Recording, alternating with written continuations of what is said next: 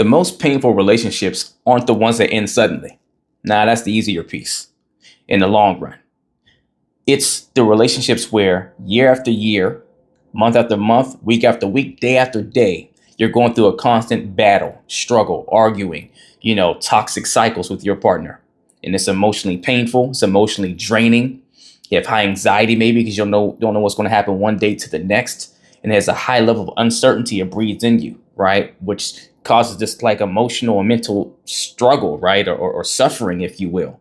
And it's because there's one deal breaker that you should never ignore, but most people do. And that's when your partner consistently dismisses your feelings. They don't take your concerns seriously when you bring them to them, right? They invalidate your feelings or make you feel crazy for bringing them up or feeling the way you feel in the first place. Make you feel like you're the weird one or the oddball out, or, like you never should have said anything to begin with. Or they just flat out brush your feelings off altogether and don't even try to understand them, right? It's just not even something they think is worth taking the time to try to get a better grasp on. And yet you stay. You won't leave. You haven't left. And I get why, right? You think it will change, or you're hopeful that it will change. That's what you're praying for. Or, hey, I'm just give them a little bit more time. But here's the truth. Here's reality. If they dismiss your emotions now, they will dismiss your pain later. And that's exactly how you wind up in a relationship where you feel alone, you feel unheard, and you feel emotionally abandoned. And the reason this becomes the most overlooked deal breaker is because you start thinking things to yourself like, oh, my partner doesn't really mean it, or they just communicate differently, or I don't know, they've had a hard life, so it's difficult for them to express certain ways or to care in some regards, all the excuses you make. And then you start to minimize your own needs because you don't want to seem like you're being too emotional, right? And then you start to convince yourself to stay longer because you feel like if you give it more time, then they'll eventually start to care, right? They'll come around because ultimately they love you. Deep down, they love you just like you love them, right? But the truth is, if they do not respect your emotions now, they most likely never will, right?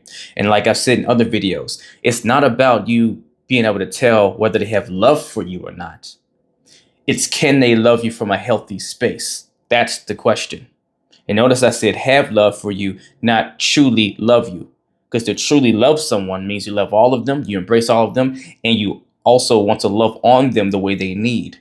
Meaning you want to tend to their needs. You want to know what they require. You want to listen to them. You want them to feel heard. You want them to feel reassured and secure and all these things. And if you're not feeling that, then no matter how much your partner has love for you, loves things about you, or is trying to pour love into you, they don't truly and fully love you, right? And if they don't truly and fully love you, then they can't love on you the best way that you need, right? And if they're coming from an unhealthy space, which it most likely is accurate that they are, then it's going to be impossible for them to love you the way that they should or way you need them to love you. And the reason why this deal breaker also gets so easily overlooked is because it's not like it just, starts out this way and it starts out this bad and just pops up out of nowhere. The emotional neglect cycle is a slow burn. It's slow build, right? To where in the beginning, you just feel a little unheard, right? Because at the very top of things, your partner was listening to you. They were hearing things. They were, wanting to understand in some regard, or at least showing some of that effort somewhere. And then as time goes on, you start feeling a little unheard. Then you start second guessing yourself because you're like, well, am I tripping? I mean, I know usually they care. Usually we talk about some of these things, or at least there's a few times where they showed that effort in the past. So maybe I'm just, maybe it's just me. And then you don't want to press the issue too much. And over time, you stop expressing your emotions altogether because this slow build, right? You haven't been really speaking up about it too much because you weren't sure if it was you or not. And then when you think about doing it, you don't want to feel, like you're causing problems where there's not problems and you're being, too emotional and all the things. And then whenever you do start trying to say some things, they make you feel crazy for bringing them up, right? And now you start just second guessing the whole thing. And so you decide the safest thing to do and still keep your relationship and have someone that you could be in love with is to stop bringing up your emotions altogether. But then that's the point where you eventually start to feel like you're alone in the relationship because now you're emotionally disconnected from the very person that you're supposed to be the most emotionally connected to. And that's where that sense of feeling like you're on an island by yourself is created. By the time you realize how bad it actually is, you're emotionally drained and disconnected. But at this point, it feels even harder to walk away because the more time you spent, the more invested you've become, the more intertwined your lives are, the more you've subconsciously wired your needs to them, even though they're doing a poor job at meeting those needs. The more you start feeling like if I walk away now, I've wasted all my time. I failed all these things. I got it wrong. Oh no.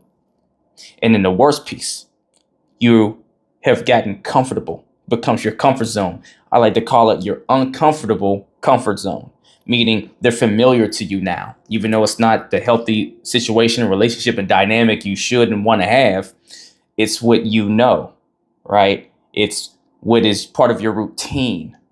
You're used to them being in your world, and it's more of an adjustment for them not to be there than to just still keep them and just be unhappy in these other ways. And it becomes this whole reverse engineered way of trying to get your needs met in a very toxic type of format that doesn't work ultimately. Then you get to the worst space that you can get to.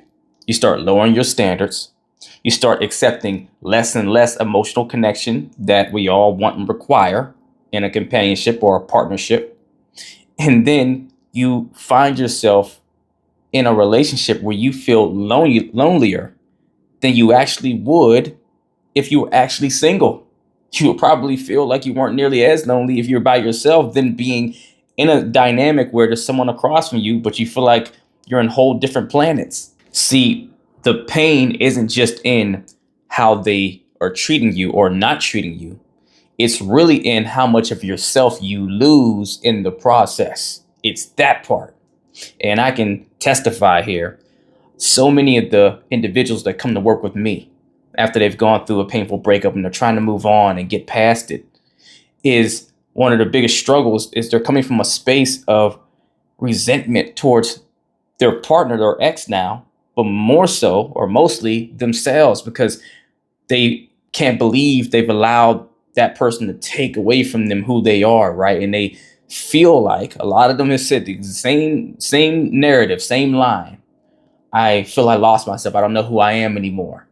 I've lost me. And that's the worst and scariest thing ever because subconsciously, whether you're aware of it or not consciously, everything we do is in an attempt to live in alignment with how we self-identify, who we see ourselves as, because it makes us feel good and everything else. It's our, it's our id, our sense of identity, that inner child, if you will, to where whenever that inner child, that inner self is not being, brightened and blossomed out, then you feel like you're slowly dying inside. And that's one of the worst feelings ever because you feel like you've given up on yourself or you let yourself down in the most major way possible. So the way you turn this around or you fix this or get yourself out of this circumstance is you have to stop making excuses for them. If they don't listen now at this point, they never will, right? No negotiating the in between. It's black and white at this point. I'm a person that doesn't just believe in the black and white all the time. There is gray area in some regards. But with this, and we were talking about deal breakers, non-negotiables, black and white, period. And then express yourself clearly. Make no mistake about what you need and what you need them to understand and what you require if you're going to stay in this relationship. And if they dismiss you or not trying to hear you and so forth, that's your answer. It's time to walk. No more ifs, ands, or buts. No more, debating. No more, negotiating and all that stuff. You're gone. And the most important piece, whenever they show you they're truly not going to change, right? You actually have to act on being gone. You have to leave, right? Don't just say I'm gone in my mind and feel like, okay, I need to walk away. No, you actually have to go do it. See, we talk about what do I do? What should I do and all the things. And we could talk about that till the cows come home. Great, fine and dandy. But once we get clear on what you should do, what the plan is, after you go have a conversation and you get your conclusion, you get your answer, you got to actually put foot to pavement. You got to take a tangible step, really move on it. Because if you don't leave after you have that conversation, you get your answer, and even you maybe tell them verbally, well, I don't think I can stay in this relationship. If you stay, then what you're teaching them subconsciously is that their behavior is acceptable and that you won't actually walk away. They can continue on as they are, because what other reason at this point would they have to change? And again, it's not about how much they think they love you or not. It's about what they've built themselves up, consistency wise, habit wise, value wise, to carry through. And if they haven't done it by this point, you just saying words without action is just empty for them. If you need help getting clear on whether this is a deal breaker or not for you in your relationship, and whether you need to have a conversation to address things or walk away, and how to go about that process of walking away if you're struggling with that, then email or DM me the word coaching and we will get to work, as long as you're truly ready to put that work in. If you're not ready for one-on-one coaching, not the time, space, or even the resources, then at least email or DM me the word revival to join my Relationship Revival Hub community, where you can learn the same things I teach my clients one-on-one at your own pace, on your own time. Either way, please do something to get in the race. Let's get it.